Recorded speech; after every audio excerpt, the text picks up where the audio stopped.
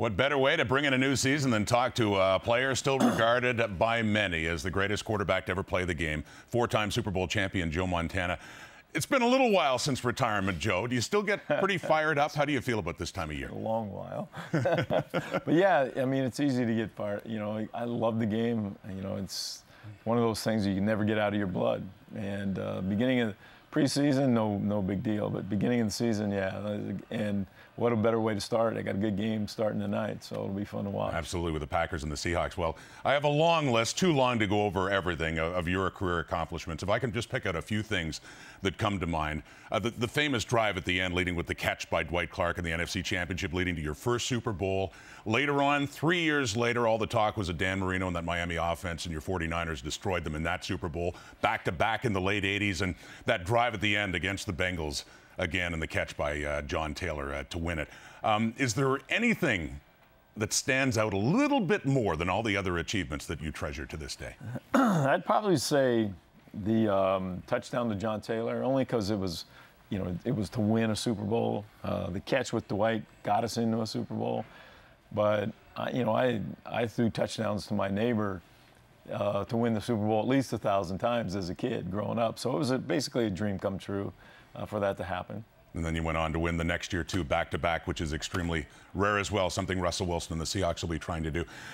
The comparisons with Tom Brady came along, and it was natural because he was a late draft pick, as you were in '79. He went even later, and not as much, I guess, was expected in the National Football League of you guys, and you go on to be Hall of Famer, future Hall of Famer. Do you yourself see the comparisons to what he's done in his career and what you did? Well, I think a lot of it comes mainly, too, because he came out of the Bay Area. And he was a big fan of yours. Yeah, I mean, he's had a tremendous career. And, you know, fortunately for him, it's not over. And now with the rules, he may play a lot longer than he thought he would ever play. So, yeah, it's fun to watch. You know, he's one of those guys that, you know, if they're on and they're playing another good team, you want to watch it play.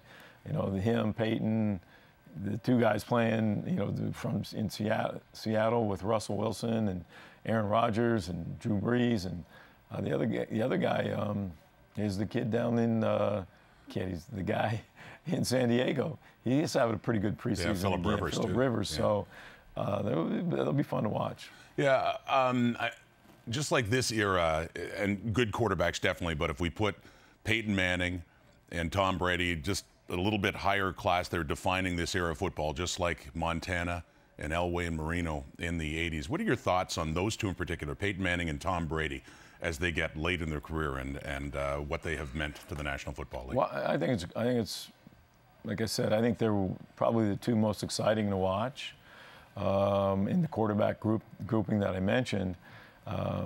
Throwing up great numbers now, especially with last year with Peyton was. You know, that was phenomenal to I'm sure, as a Denver Bronco fan to watch. And but yeah, both are going to be in the Hall of Fame at some point in time, and great players and good guys. Yeah. You mentioned the young quarterbacks coming up, and to throw another couple of names in there, like Colin Kaepernick, RG3, of course Russell Wilson, and Andrew Luck too. I mean, who do you right now? Is the future of this game maybe the biggest component of it and the best young quarterback in the game today? I think for me the best one that I've seen at this stage of the game is probably Russell Wilson. And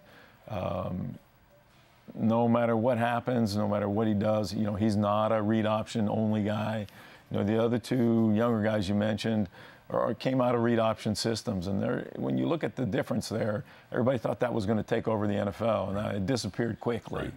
And mainly because you just can't have $20 million running around out there with a football, because teams are going to say, okay, make the quarterback run, let him run, and we'll take our hits on the quarterback, and then we'll see at the end of the game how healthy he is and can he make a tight throw when he has to.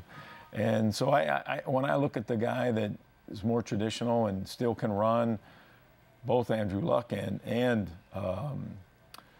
Russell Wilson both can do that. And not to take anything away from the other two guys, because they're both pretty talented at what they do.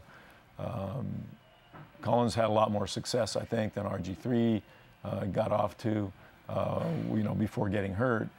But I don't know. I just think that in the long run, you're going to see Russell Wilson and Andrew Luck, have a little bit longer career because they're not out there on the move all the time. What do you think of Johnny Manziel? What kind of future do you think he has in the NFL? Well, it's tough to say. There's another guy came out of that system, and then when you get away from that system, where you have to basically bring in another defender to help, with that read option, you get a lot of guys that are open, a lot of guys that are wide open, and then all of a sudden now when you have to stay, he can throw the ball from the pocket. He's done that and shown that, but it's just a little bit different when you have to make a steady diet of it, and the timing is all different, and I don't know. I think he found that the transition is a little bit more difficult than he thought it was going to be. Russell Wilson was so impressive right up to and including the Super Bowl last year. But I think against Denver, what really stood out was just how dominant that Seahawks defense was. I mean, if you're back in the game and you're Aaron Rodgers, I mean, week 1 now, and you got Seattle. I mean, how do you approach that Seahawks defense, which really hasn't changed much at all? Well, one of the things you have to do is you have to be patient with them because they're going to make their share of plays, but you can't let that get to you because anytime you have an aggressive defense, they're also going to make mistakes. It's just, can you find that mistake before they get to the quarterback? And that's the game, really, no matter what teams you're looking at, but this team more so than any because they are an aggressive defense. And, yeah, they're going to take chances now, and you just have to be able to take advantage of it when you get the opportunity. And that's, probably they want to move the ball. They don't want, and they're going to make a big play. You don't have to try to make big plays. They're going to give them, they're going to present themselves. You just have to be ready for them. You and your 49er teammates at the time back in the late 80s, among the very few teams to repeat as a Super Bowl champion. The Patriots did it most recently. I mean, Dallas has, of course, Packers, Steelers doing it a few times, but there have been very, very few. What is Seattle up against here? How big a challenge is it? Not just to win one, but to do it again the next year? Well, I think it's a fair challenge. I mean, it's not as easy as it would seem. You would think, they lost only a couple players, which is, beneficial. I mean, usually after a Super Bowl, a lot of guys scatter.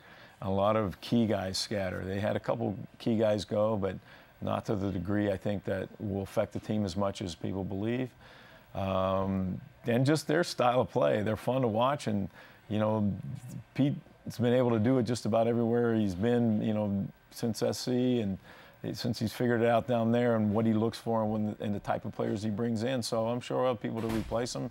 And I think I think they're still, for me, the favorite to get back to the Super Bowl. Favorite to get back? Favorite to win? I got a week 1 Super Bowl prediction. Do you have I have to see who gets in there. It's just hard to see how other defenses are playing. If Denver's defense can hold off, Seattle's offense or even New England, or it may not be either one of them. Like I said, that San Diego may sneak in there. Who knows? The game. That's the fun part about this game, right? We all think we know who's going to make it, and we have ideas, but we don't really know. Nobody can tell you this team's going to go there for sure because you just have no idea. All of a sudden, Seattle could be riddled with injuries, and then they're out of the picture. So, and somebody else jumps in. Well, you made it there 4 times, and you won all 4, and I really appreciate you spending some time with us. And I know you're here with NFL Canada and also helping out Special Olympics Canada as well. Joe Montana, great to meet you. My pleasure. Thank you.